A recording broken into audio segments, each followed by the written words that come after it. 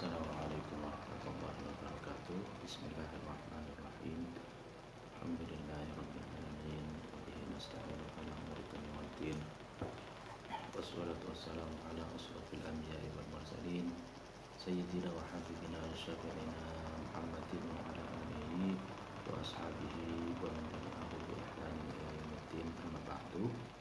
Pada malam hari ini kita melanjutkan pengajian kitab Adzabuddin Waddin.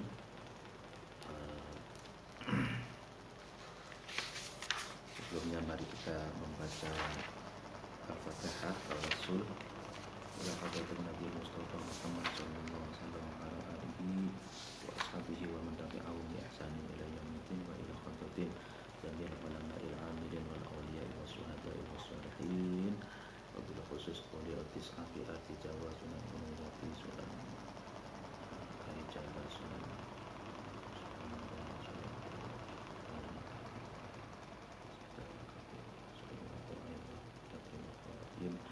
wa ila qadatin jami'al masyayikh wa syekhuna wa syekhuna wa syekhuna wa ila qadatin abaina wa abaina wa rahmatina wa dzurriyyatina wa jami'il muslimin wal muslimat wal mu'minin wal mu'minat al ahya'i minhum wal amwat wa ila qadatin khususan mu'allifat kitab Adzabuddin Waddin Syekh Abdul Hasan Ali bin Muhammad bin Habib Al-Mawardi Al-Basri Al-Syafi'i. Al-Fatihah. A'udzu billahi minasyaitonir rajim. Bismillahirrahmanirrahim. Alhamdulillahirabbil alamin arrahmanir rahim maliki yaumiddin. Iyyaka na'budu wa iyyaka nasta'in ihdinas siratal mustaqim siratal ladzina an'amta 'alaihim ghairil maghdubi 'alaihim waladdallin. Amin. Bismillahirrahmanirrahim. Setelah kita selesai membahas tentang kewajiban yang yang harus dimiliki oleh seorang pemimpin negara, yaitu ada 6 prinsip, ya kan, diantaranya yaitu adil, lalu keamanan, lalu memperhatikan kesejahteraan ekonomi, dan yang lainnya.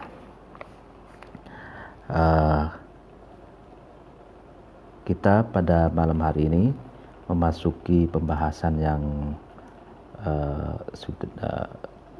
yang berbeda, ya, tapi masih ada kaitannya kaitannya dengan pembahasan sebelumnya, yaitu dalam konteks perbaikan dan keteraturan dunia, gitu. Faslun, inilah fasal sub dari pembahasan. Wa ammama, adapun sesuatu yasluhu yang baik, ya kan, bagus, bihi dengan ma, halul insani, ya kan, keadaan manusia, fiha di dalam dunia,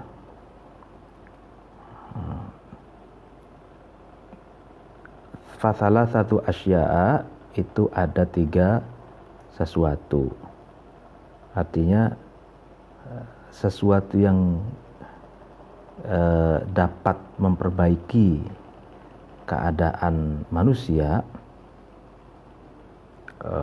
di dunia itu ada tiga hal. Wahia, adapun salah satu asya, qawaidu amrihi, adalah dasar, kaedah atau prinsip-prinsip perkaranya insan. Jadi prinsip-prinsip dasar yang dapat menyelesaikan persoalan manusia, gitu. Wa nidhamu halihi, dan ketiga sesuatu itu juga dapat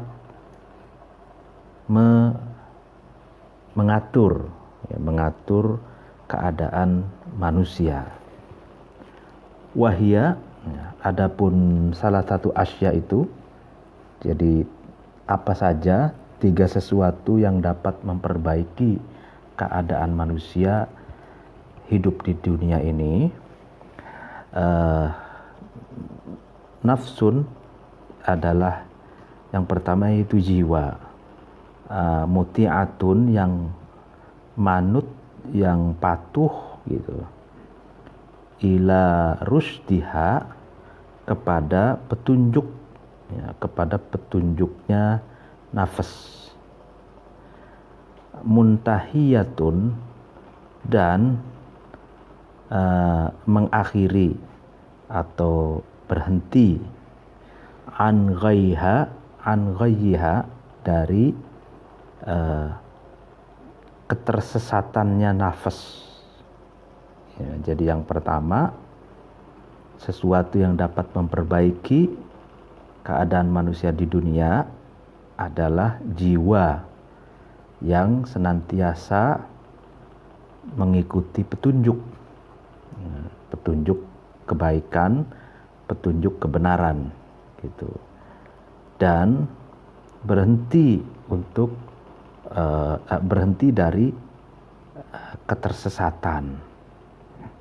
Jadi ketersesatan berarti sesuatu yang buruk, mafsadat, madarat, dan dosa gitu. Nah, ini yang pertama tuh. Lalu kemudian wa ulfatun. Nah, ini wa ulfatun. Yang kedua, sesuatu yang dapat memperbaiki kehidupan, keadaan manusia yang hidup di dunia ini adalah ulfah. Ulfah itu bisa diartikan persahabatan atau kerukunan gitu, atau juga kerukunan atau persahabatan yang didasarkan dari kasih sayang, saling mengasihi itu.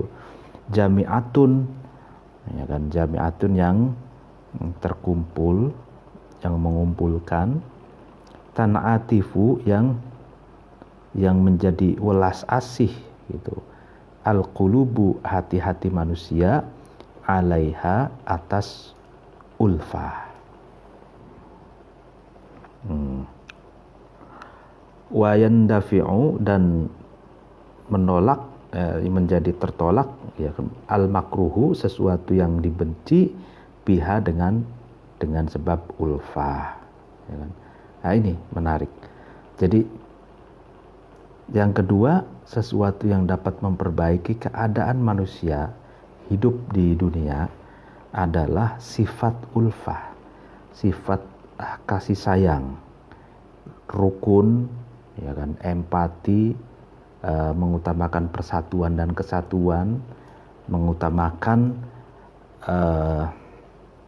persahabatan, ya kan, di mana hati-hati manusia itu memiliki welas asih gitu, mengedepankan empati, mengedepankan simpati gitu.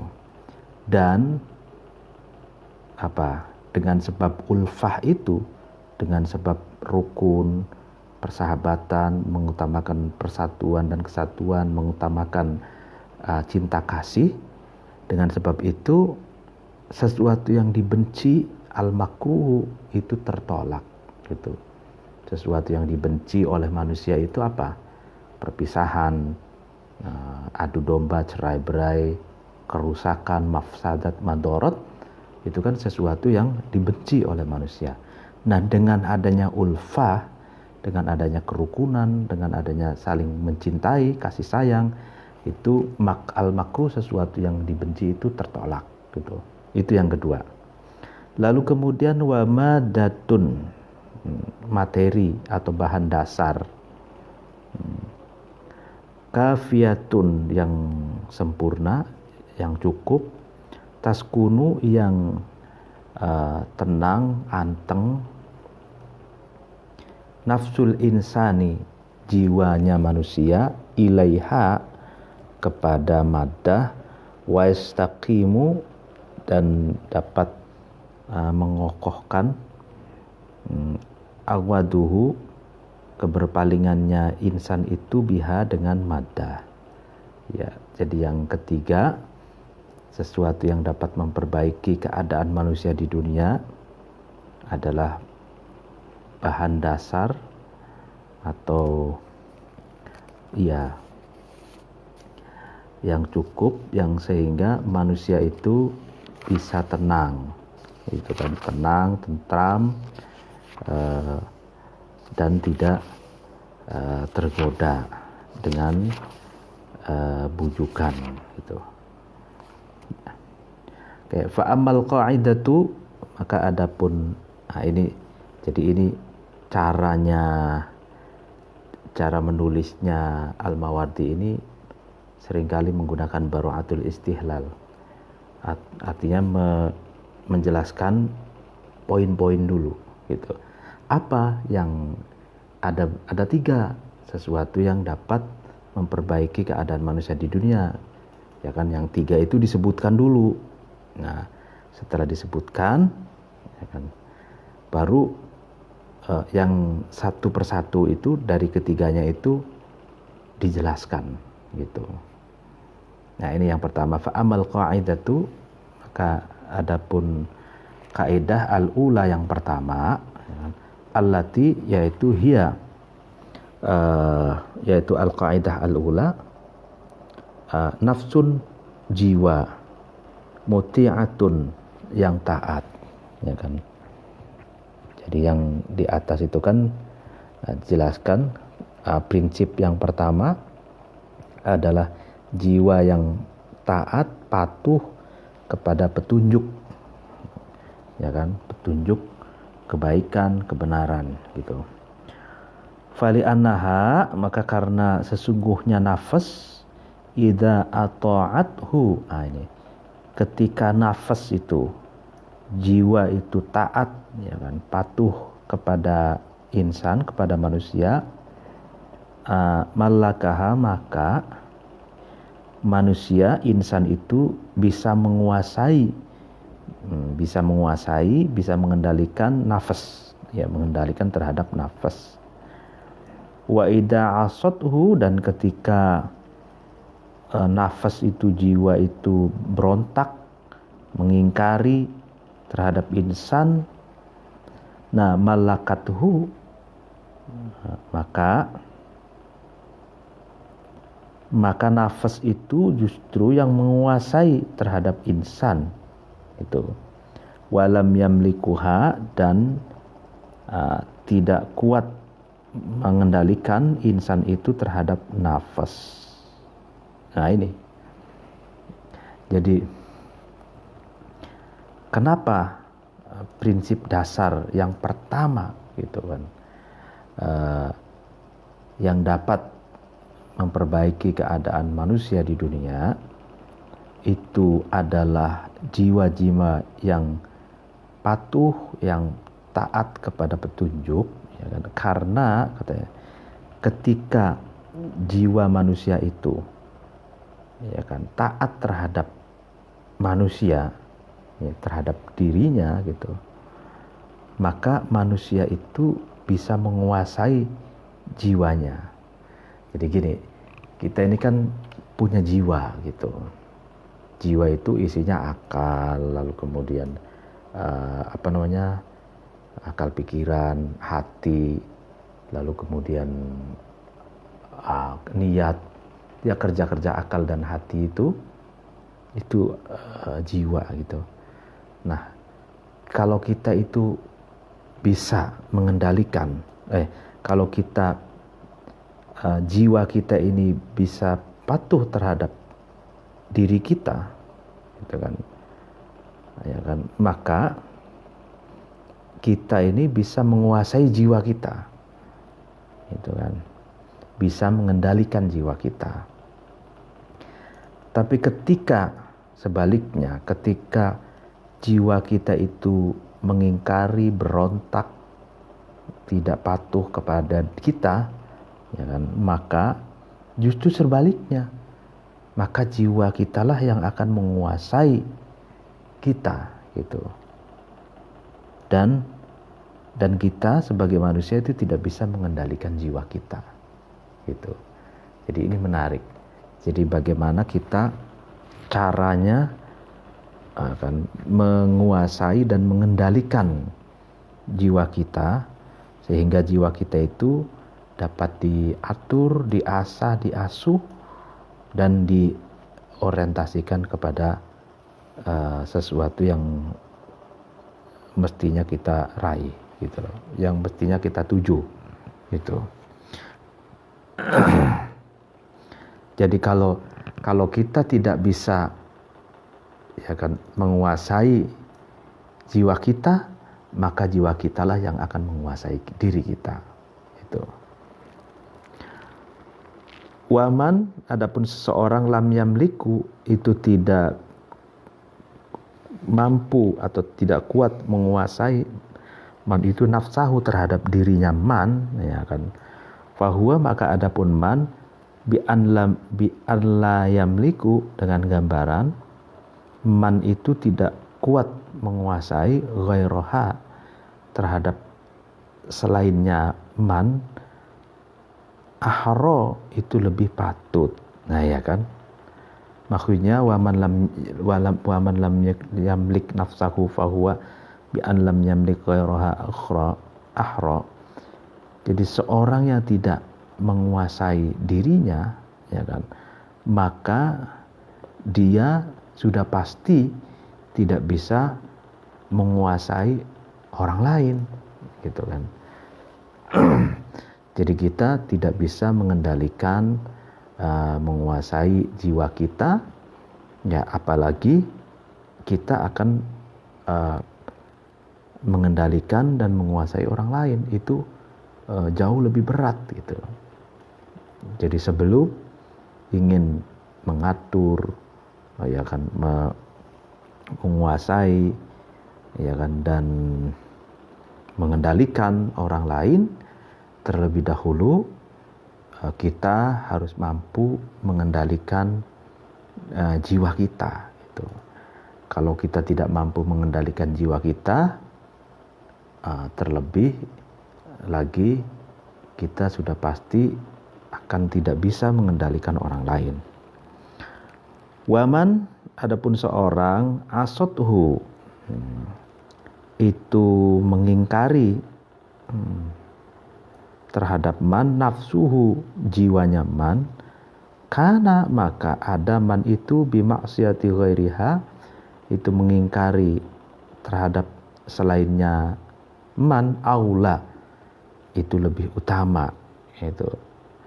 Jadi barang siapa yang justru jiwanya itu yang mengingkari, yang berontak terhadap dirinya ya kan, maka terlebih gitu kan, orang lain itu sudah pasti akan lebih berontak melawan dan mengingkari kamu, mengingkari kita gitu ya. Ini namanya qiyas aulawi. Artinya qiyas aulawi itu kita saja tidak mampu mengendalikan diri kita, apalagi kita mau mengendalikan orang lain, pasti jauh lebih tidak mampu gitu. Seperti halnya juga jiwa kita saja menentang ya kan, tidak mau patuh terhadap diri kita ya, apalagi orang lain gitu ya kan. Orang lain akan jauh lebih menentang terhadap diri kita gitu. Karena itu semuanya harus mulai dari diri kita sendiri. Kita harus mampu mengendalikan ya kan, mengendalikan diri kita. Setelah itu baru kita akan mampu mengendalikan orang lain. Waqala, dan berkata ba'dul hukama'i, sebagian para filosof, apa yang dikatakan la yambaghi, tidak sepatutnya, tidak seyogyanya, tidak seharusnya, lil aqili, bagi orang yang berakal, ayat luba adalah mencari akil itu ta'ata ghairihi, terhadap taatnya selain akil, ya, taatnya orang lain. Wa nafsuhu, sedangkan dirinya akil sendiri mumtani'atun, itu mencegah alaihi, atas akil, ya kan. Jadi la yambaghi lil aqil ayatluba ta'ata ghairihi wa nafsuhu mumtani'atun alaihi, ya kan. Tidak baik gitu, tidak seyogianya bagi orang yang berakal gitu kan, dia mencari, menuntut ketaatan orang lain, sedangkan dirinya sendiri itu mencegah untuk taat, gitu kan. Ya ini, jadi seringkali kita itu bertentangan dengan rasionalitas kita sendiri. Artinya bagaimana? Artinya seringkali orang tuh misalkan dalam wacana dia memperjuangkan keadilan, gitu kan. Tapi dalam prakteknya dia tidak adil, gitu kan. Dalam wacana dia mengkritisi, melawan nepotisme misalkan. Tapi dalam prakteknya dia membangun dinasti politik, misalkan dengan membangun nepotisme. Nah, dan berbagai hal. Nah, kalau katanya dalam pandangan ini, kalau kita ingin, ya kan, mewacanakan keadilan, gitu kan, agar orang lain juga adil, maka kita dulu itu memberikan contoh, ya, sebagai sampel percontohan tentang keadilan itu sendiri, gitu. Nah, artinya kalau kita sudah mampu menerapkan keadilan, gitu kan, maka orang lain pun akan bisa